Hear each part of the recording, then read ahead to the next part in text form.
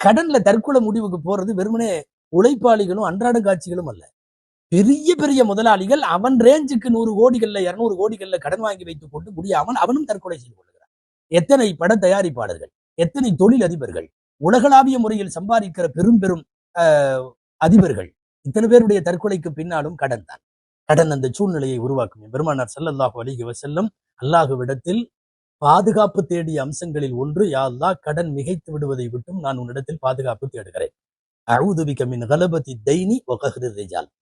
ஹதீஸ்ல வருகிறது, கடன் மிகைப்பதை விட்டும் நான் பாதுகாப்பு தேடுகிறேன். பாருங்கள் அன்பானவர்களை, கடன் குறித்த மிக முக்கியமான ஷரியத்தின் வழிகாட்டல் என்னன்னா, குர்ஆனுடைய வசனம் இது.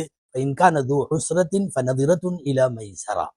கஷ்டப்படுபவனாக இருந்தால் அந்த கஷ்டம் தீரும் வரை அவனுக்கு தவணையை நீட்டி கொடுப்பது இந்த உலகத்தில் ஒரு முஸ்லிமின் மிகச்சிறந்த பண்பு இது. நம்மிடம் கடன் பெற்றவன் கஷ்டப்படுகிறான், நமக்கு அது தெரிகிறது ஊர்ஜிதமாய். அவனுடைய நிலைமை சரியாகிற வரை அதை தள்ளுபடி செய்ய வேண்டும். அது மாத கணக்கிலோ வருட கணக்கிலோ எப்போது வேண்டுமானாலும் ஆகலாம். ஒண்ணு, திரும்பி தருவதற்கு கால அவகாசத்தை நீட்டுங்கள். இல்லாவிட்டால் குறைந்தபட்சம் உங்களால் முடியும் என்று சொன்னால் சதகாவாக விட்டு விடுங்கள். ஆனா அல்லாஹ் அதுக்கு வழங்குற கூலி பயங்கரமான கூலி.